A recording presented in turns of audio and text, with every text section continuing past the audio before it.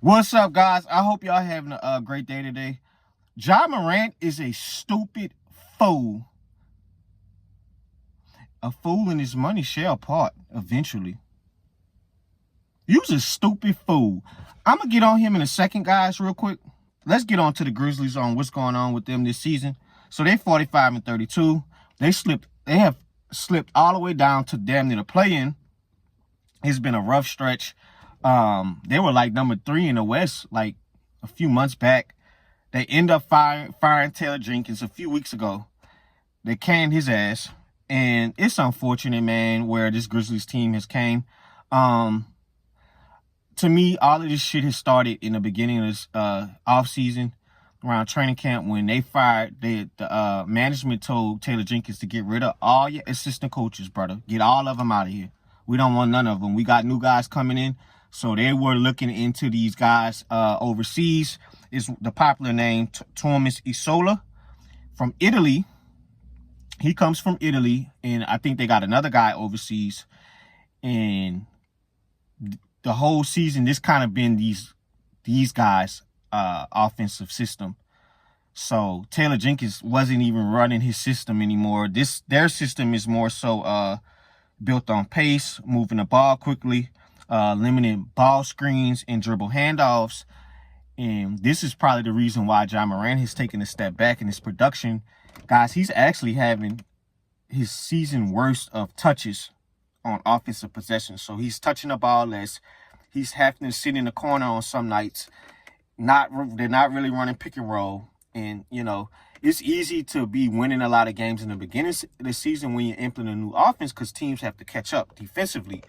So now, during the middle of the portion of the season, the teams are catching up on defense, studying film, studying adjustments, and they were struggling.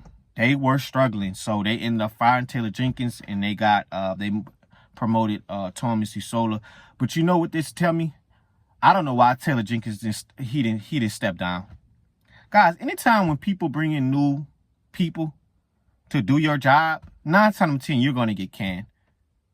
And you know, some people in Grizzlies fans, you know, he wasn't making rotations at the end of the night in the fourth quarter and calling timeouts at appropriate times. But I think Taylor Jenkins is a good coach.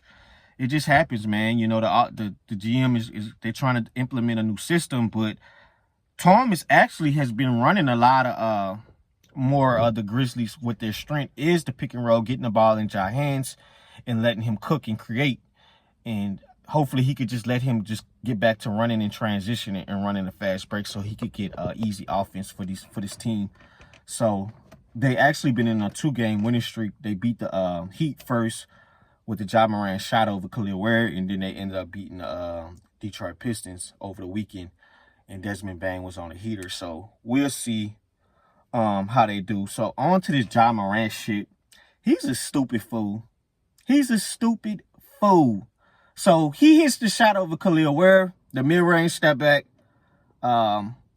He proceeds to do his little gun celebration yet again after Adam Silver told him, "I don't want no more damn gun celebrations in my league, fool." He did it with Buddy Hield a week ago. Him and Buddy Hield exchanged the corny celebration. Then he comes back, do it again over Khalil Ware in the Miami Heat, and they win the game. The Grizzlies win the game, but they ended up finding him this time, and this fool comes out and say he gets mad at Adam Silver in the NBA. So he said basically, "Oh, they love to hate me. Anything I do is a microscope on me. They love to hate me." Fool, we don't love hating you, fool. Nobody's picking on you. Nobody's trying to call you. Nobody's purposely trying to pick on you like I'm going to wake up one day and just pick on Ja Morant. Adam Silver wants professionalism in his league. You're not on the street. And first of all, speaking of you're not on the street, you're not a street Negro, fool.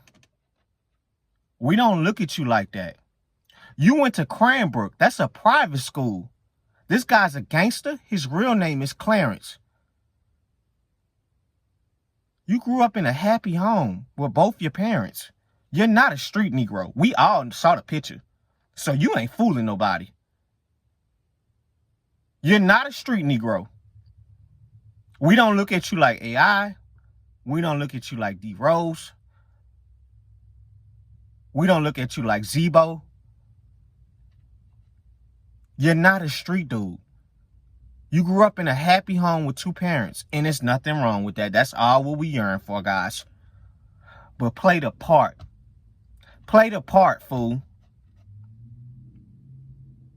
You're going to be satisfied when they suspend your ass for the damn whole season.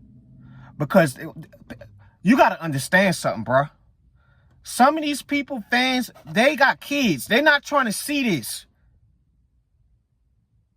You're going to be, see, a lot of these dudes with these college kids and they acting like street thug, they ain't never really been through adversity with their friends passing for real. Because you know how serious that is for you doing some damn gun celebration and you just lost your partner in the street a month ago. That's what it tells me. You ain't been through no street. Because ain't no real street dude going to be playing like that on the court. You're not in the hood somewhere, bro. You're in the NBA.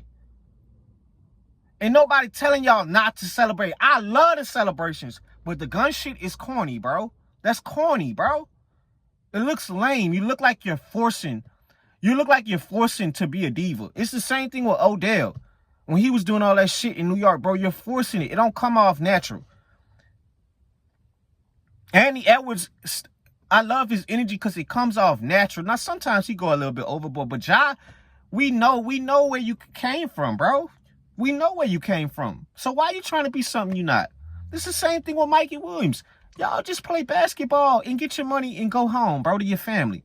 But y'all don't want to do that. It's all it is. That's why I just feel like y'all remind me of the Grand Theft Auto kids that think this shit Grand Theft Auto.